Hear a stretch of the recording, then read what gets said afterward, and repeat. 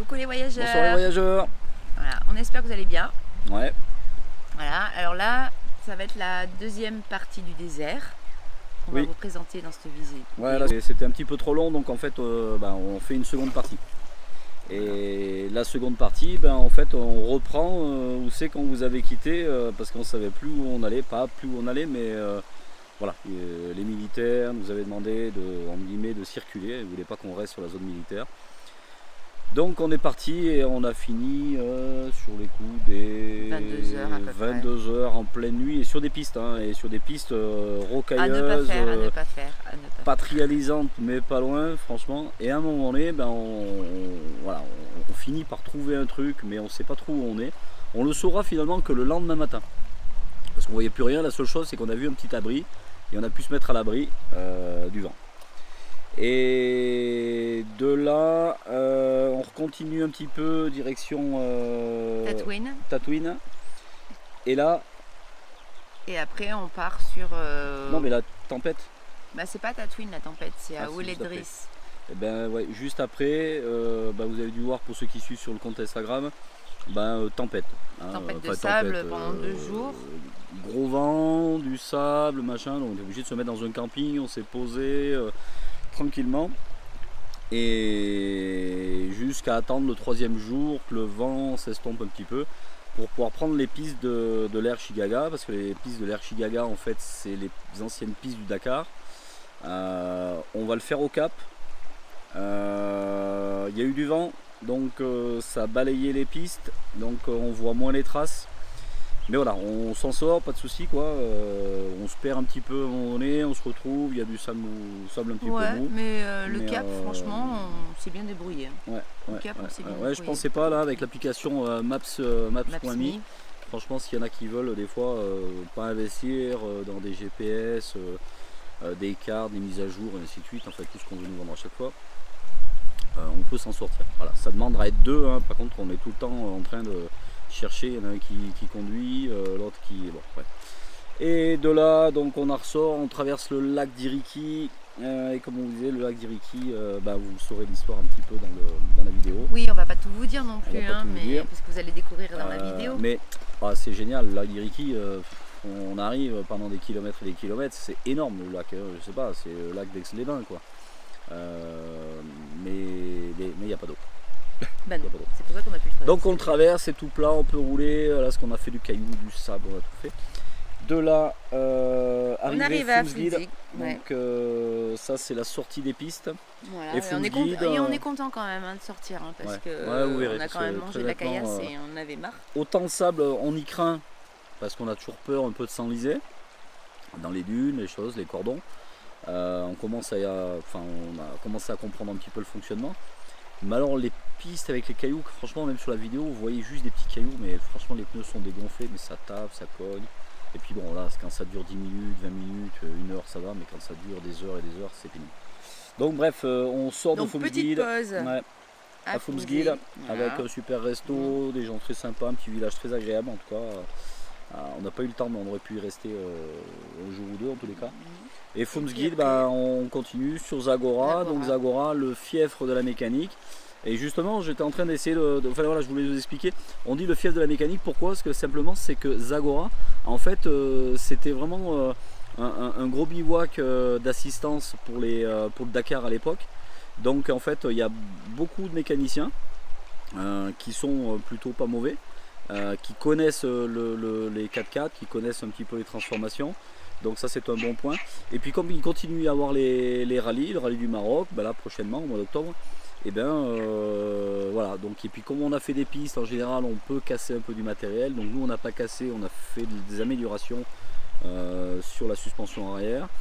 Et puis un petit entretien juste pour voir si rien. Un gros nettoyage aussi. Et un nettoyage à la fin. Ouais. Voilà, donc écoutez, on vous souhaite une bonne vidéo. Voilà. Encore merci pour tous vos commentaires. Vous êtes de plus en plus nombreux. Donc écoutez, ça nous fait toujours chaud au cœur. Ça fait plaisir. Et puis voilà. La suite, ça sera plus le désert, ça sera autre chose. Après, ce sera Ouarzazate. Voilà. Ça sera la surprise. Ça sera la surprise. Il y aura des choses aussi très très belles qui sont en préparation en tous les cas. Donc on vous dit bon visionnage et puis bientôt, merci les encore de nous suivre. Ouais. Et puis à très bientôt les voyageurs. Merci beaucoup. Bye bye. Au revoir.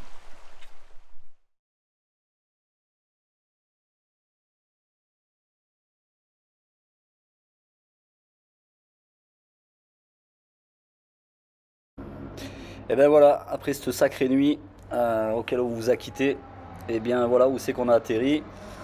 En plein milieu du désert, bien évidemment. Enfin, on ne le savait pas dans la nuit où c'est qu'on allait se trouver. Et bien on s'est trouvé là en plein milieu avec les feux, on n'y voyait absolument rien. On se demandait si on était dans un petit sillon, un petit couloir. Et en fait le matin, ben, c'est la surprise. C'est toujours gigantesque. Et puis ben, voilà, cette petite cabane qu'on a pu trouver pour se mettre à l'abri nous aura servi pour pouvoir dormir. Puisque ce qui nous empêchait de nous arrêter, c'était... Et là, en fait, on peut voir un puits. Donc, il y a une corde avec un seau. Mais, ils ont quand même une motopompe qui est dans le petit bungalow derrière, enfin la petite habitation. Et ce matin, bah, il est venu mettre en route. Et je lui ai demandé pourquoi. Bah, en fait, a priori, il y a des chameaux qui vont venir un peu tout au long de la journée pour s'abreuver. Et voilà, donc là, j'en vois pas à l'horizon, hein. Mais bon, il a rempli le bac ici. Et puis après, pour faire du rajout, je pense qu'ils remettent la motopompe en route. Et dans le puits, si, il y a bien de l'eau. Alors, on est à peu près, je pense qu'à peu près, il y a une quinzaine de mètres. Mais il y a de l'eau, pas de souci, quoi. Donc, voilà, c'est bien le désert, toujours de l'eau à disposition. À savoir qu'on est quand même encore à 750 mètres d'altitude. Puisqu'au Maroc, en fait, pour l'instant, tout le désert, hein, même à Merzouga, on est à 700 mètres d'altitude. On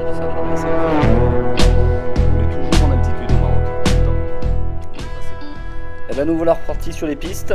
Et après être sorti de cette espèce de cirque, et ben on est monté d'un côté, on redescend de l'autre et on retrouve le désert juste de l'autre côté. Des images encore assez incroyables, vous allez voir un petit peu après. Une piste toujours bien esquintée, hein. Ça va toujours pas aller très vite tant qu'on ne sera pas sous contrebas.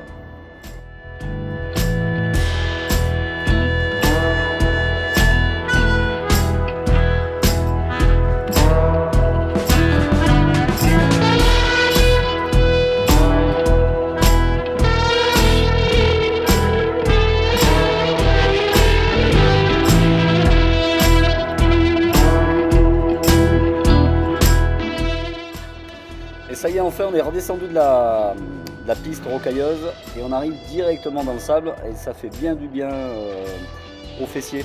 Si, ça fait du bien. Ah, ça roule tout seul. Ça roule tout seul.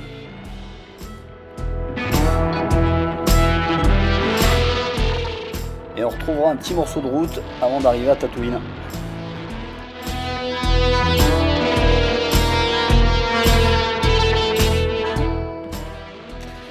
Et ben voilà. Nous voilà bloqués. En fait, c'était la deuxième partie de la grosse piste où on rentrait à Namid pour faire l'Air Chigaga. Et finalement, ben, le temps nous fera rentrer un petit peu dans un camping pour nous mettre à l'abri parce que là, c'était impossible de rentrer dans des pistes. Toutes les traces étaient effacées.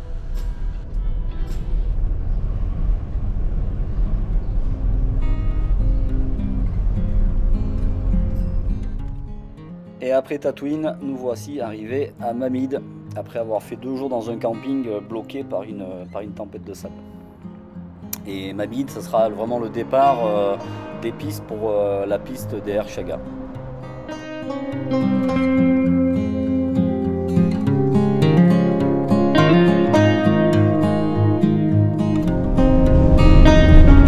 Et bien on part de Mamid et on rentre sur les pistes de Chigaga, les pistes du Dakar. Et voilà, et on espère que ça ne sera pas trop délicat parce qu'à priori on a du mal à se faire comprendre. Il y a beaucoup de pistes, il y a eu beaucoup de vent ces derniers temps, donc ça efface un peu les traces. Donc on va le faire un peu au cap. Et voilà, on va voir.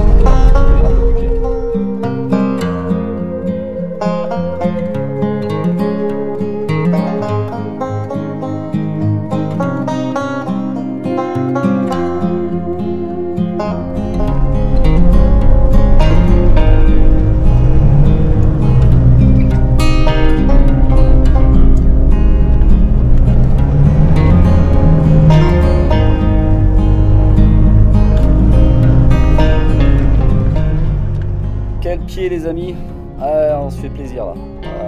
Il y a un bon sable mou, mais bon, ça passe bien. Et chaque fois qu'on en voit une un peu plus grosse, on essaie d'y passer et ça passe. Cool, cool. C'est là aussi qu'il y avait les gros fruits qu'on sait pas ce que c'est. Oui, on sait pas ce que c'est. D'ailleurs, on va aller demander tout mou, là. Tout mou, ouais. On va demander ce que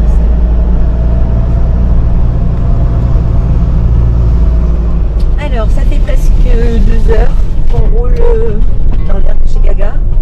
On n'a plus de sable, on a de la caillasse. La caillasse. Encore un peu, ça nous manquait. C'est moins agréable. Mais on poursuit notre route tranquillement. Ne pensez pas qu'on a de la chance de trouver un arbre à chaque fois. C'est on mange quand on trouve un arbre. C'est plutôt dans ce sens-là. Et on l'a trouvé petit déjeuner. On le fera rapide parce qu'il y a encore beaucoup trop tard, encore l'après-midi.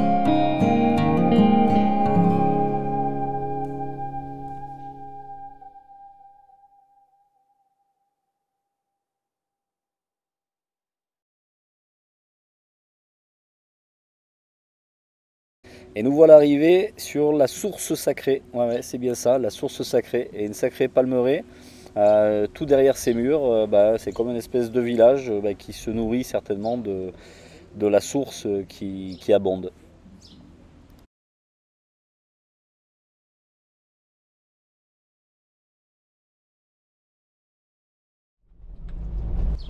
Et nous voilà repartis sur les pistes.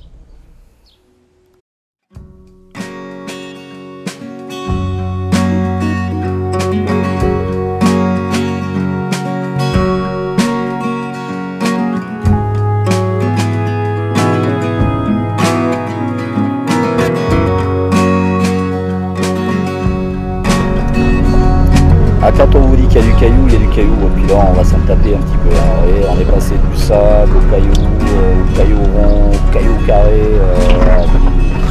du caillou et du caillou.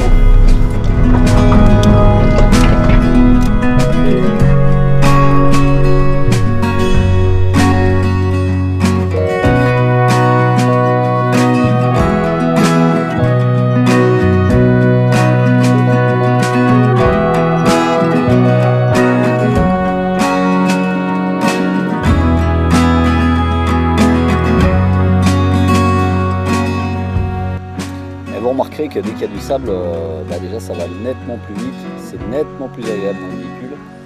Là on se fait plaisir. Ça dure jamais très longtemps, mais quand on l'a, on kiffe. Et vous aurez remarqué, ça dure pas longtemps. On y croit, on croit que ça va durer pendant quelques kilomètres, et puis finalement, du caillou, du sable, tout fait les deux.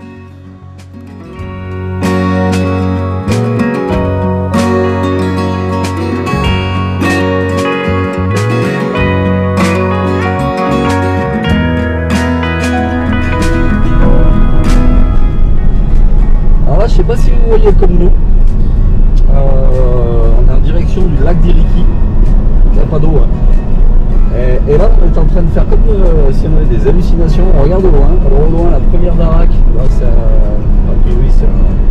c'est pas Bada Café, c'est Café Désert. C'est Café Désert, ouais. Et au fond en fait on a l'impression qu'il y a un plan d'eau avec limite des bateaux quoi. J'espère qu'on n'est pas en train de faire des hallucinations. Ouais, on retourne regarder les images et effectivement, je sais pas ce qu'on voyait, mais ça doit être un mirage, parce que nous on voit rien. Enfin, peut-être que vous voyez quelque chose. Et si vous voyez quelque chose, attention à ce que vous êtes en train de boire ou autre, mais c'est pas bon. On vous fait voir un petit peu parce que là il y a vraiment de la place. C'est une étendue et on n'en voit jamais la fin.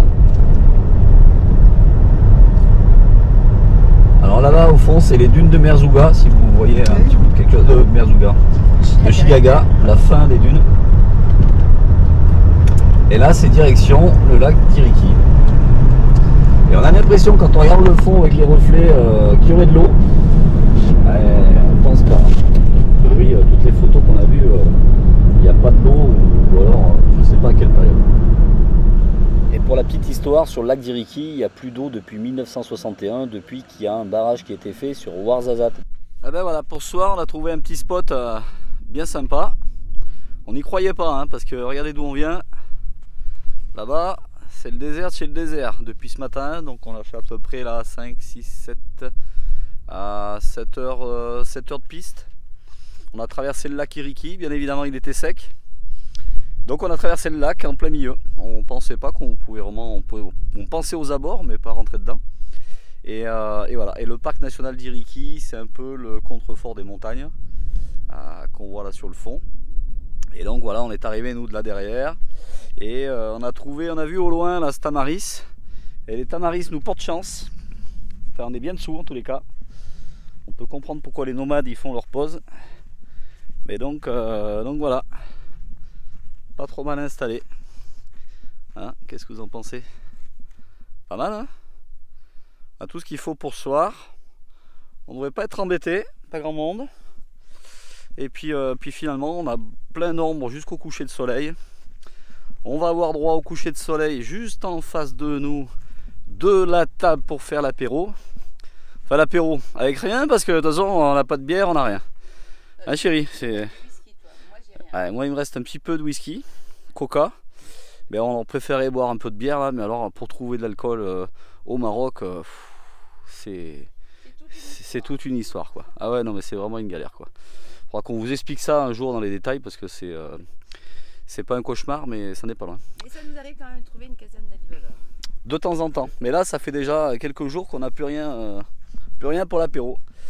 Donc le soleil il est juste derrière, nous on est juste ici, donc coucher de soleil tout au loin là-bas. Je pense que ça va être juste formidable.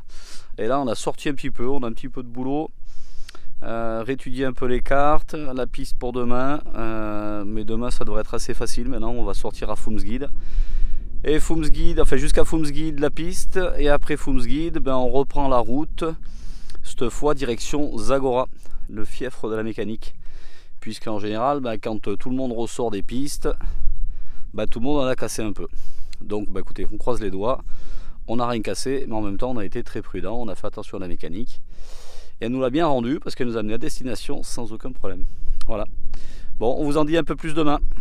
Salut les voyageurs, à bientôt, bye bye.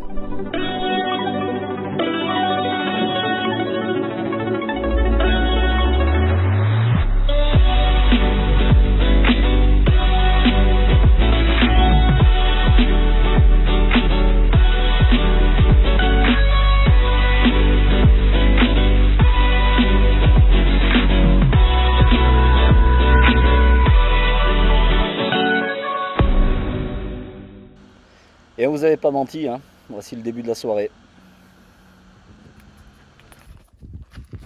Alors nos visiteurs du matin. C'est beau ça? Salut les copains. Et voilà, on retourne rentrer un petit peu dans nos dunes. Après une belle nuit, plein d'étoiles, avec un super spot et des petits copains le matin. Et on repart.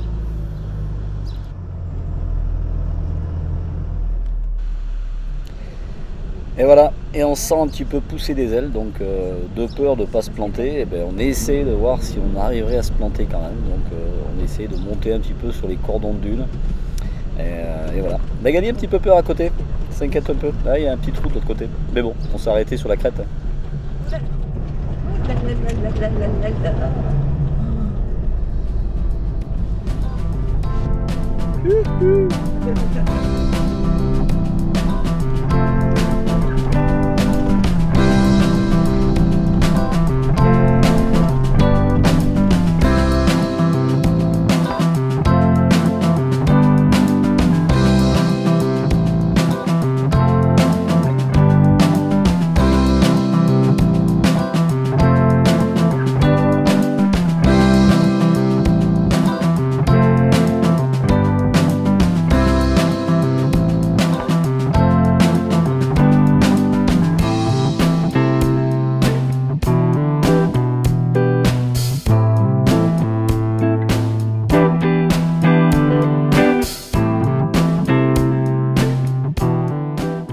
Et c'est reparti pour un petit moment de ligne droite. Ben non, c'était pas si long que ça en fait. En fait c'était long mais on repart sur autre chose. Elle a un petit souci. On est forcément, a priori, on n'est plus sur la bonne piste. On retrouve pas une piste, mais on est au cap. Et là on s'enfile dans un fond de lit de rivière. Ça va commencer un petit peu à devenir de plus en plus étroit. On ne sait pas trop, on a des doutes, on retrouve la végétation, on coupe à travers, on se dit qu'il y a une piste, ça va ressortir. Le cap nous dit qu'on est bon, mais on se pose quand même la question de savoir si ça va passer, parce qu'a priori c'était pas une piste qui était pratiquée. Donc, mais bon, on nous a permis de traverser ça, on est allé jusqu'au bout.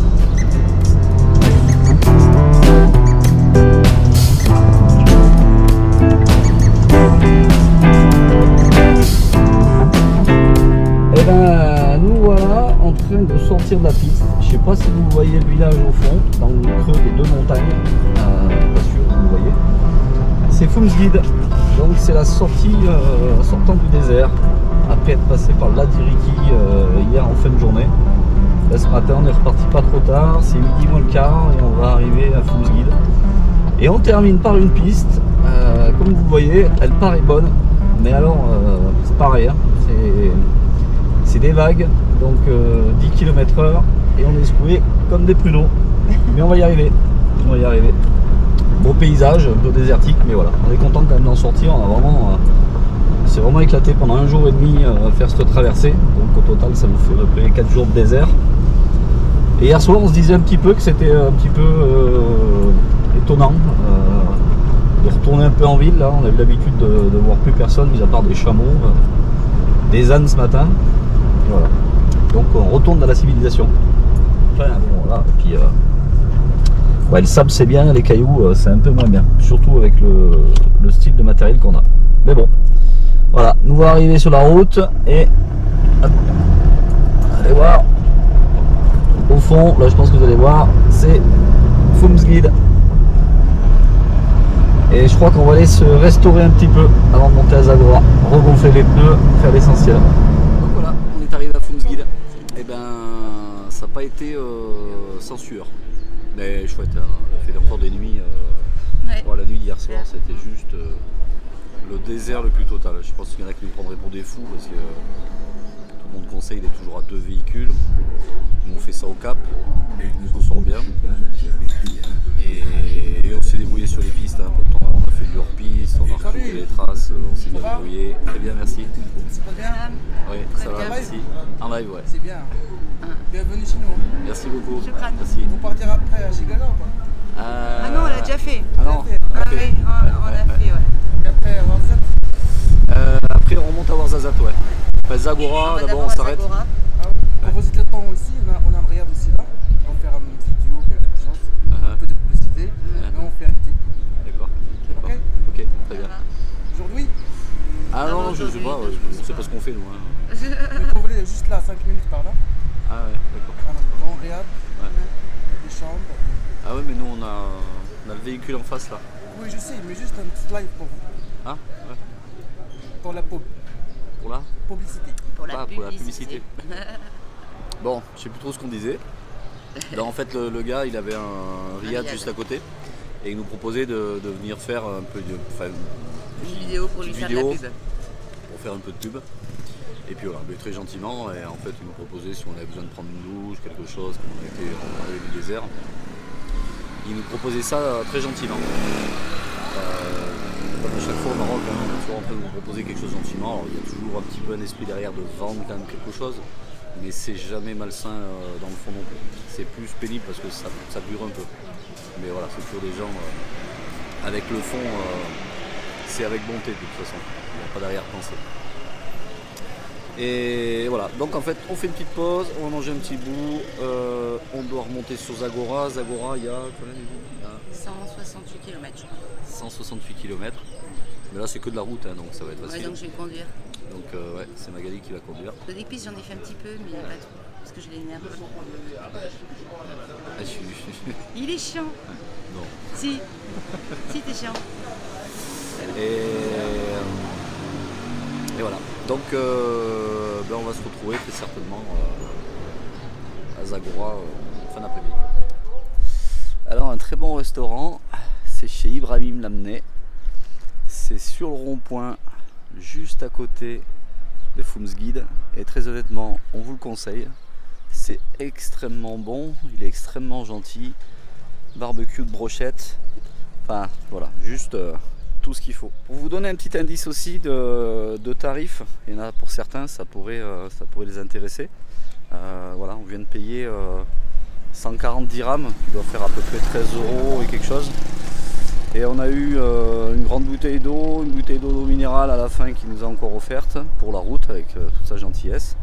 3 brochettes chacun de poulet, un cuit au feu de bois, des frites, une grande salade pour 2 avec des carottes râpées, pommes de terre, riz, betterave, tomates, concombre. Et puis un thé, un café. Un café, ouais. Et il y a eu du pain.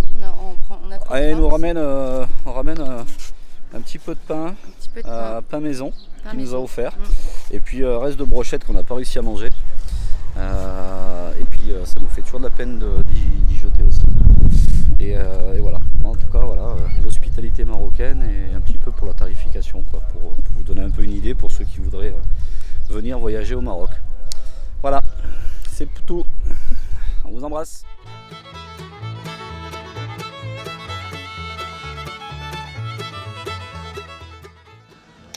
Et voilà, on s'approche de Zagora, dans la petite traversée de village, et on aura la belle surprise de voir une des plus grandes caravanes qu'on ait jamais vues là, de chameaux. Et ouais, c'était impressionnant. On n'a pas compté combien il y en avait, mais je pense qu'il y en avait à peu près 60, 70 quoi. Enfin, un sacré truc quoi. Alors, après 6 jours de piste dans le désert, on a emmené notre petit Marley au garage chez Jabou. Voilà, petite révision pour voir si tout va bien, qu'on n'ait rien cassé. On a été prudents, mais on ne sait jamais. Voilà. Et pendant qu'on laisse notre véhicule bonne heure le matin, on en profite. On est dimanche matin. Oui, le garage travaille aussi dimanche toute la journée. Et nous, on se retrouve dans Zagora et il y a le marché, il y a le souk. Donc on va profiter un petit peu pour aller faire nos courses, des gens. Et on y verra des beaux légumes, des animaux, enfin, il y a un petit peu tout ce qu'il faut. Le souk en général à l'extérieur comme ça, c'est en général 2 fois par semaine. Il y a toujours tout, de tout.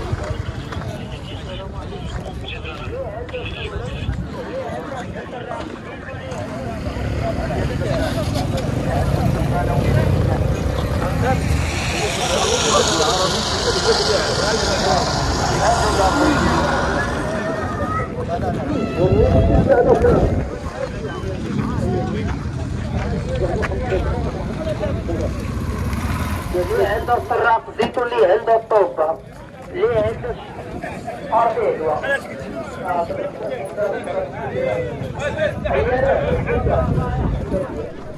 Alors pendant qu'on était en train de faire notre réparation chez Monsieur Jaboud, le spécialiste de Toyota, un copain à lui là, nous a invité gracieusement à venir manger une tagine à 14 h. Et on est chez la boutique Ali Caravane 1000 étoiles. En fait, il a un petit magasin et en même temps, il fait des excursions dans le désert et les chameaux. Et voilà, et c'est ce brave homme. Donc si vous avez besoin d'excursion, on lui demande. Hein. Donc vous avez le nom au-dessus de la boutique. Et puis voilà, on va voir un petit peu l'intérieur. On a de la couleur. Et voilà, et là c'est toutes les excursions qu'ils préparent avec des groupes. Et voilà un petit peu tout ce qu'il y a dans la boutique. Et pendant qu'on est dans la boutique, en même temps, qu'est-ce qu'on va faire? Eh bien, on va manger un tagine de poulet préparé par le papa. Donc, eh bien, on vous remercie beaucoup pour cet accueil. Et après avoir mangé, bien évidemment, la malle au trésor.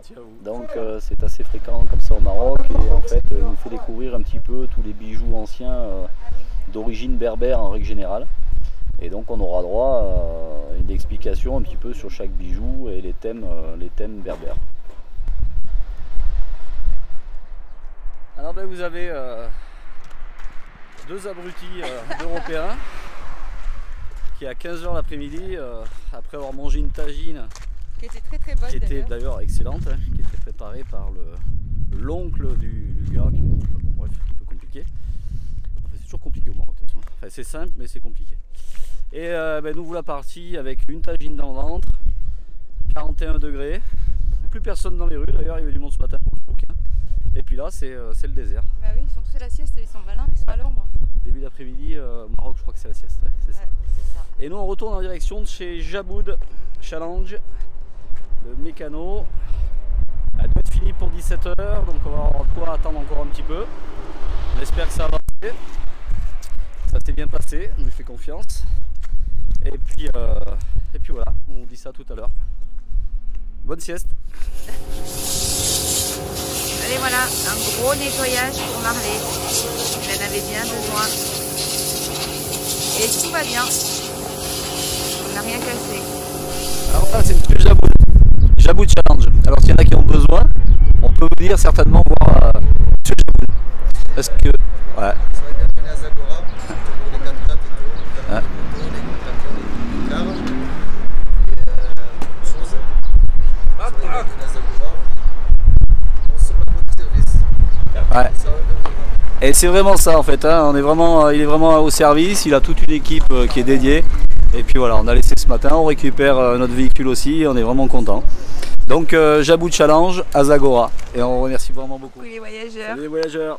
On espère que la vidéo vous aura plu.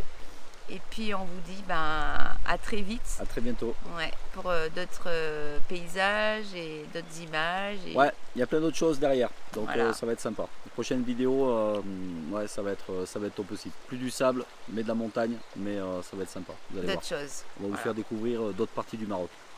À très bientôt les voyageurs. Bye bye. Bye bye. Bonne soirée.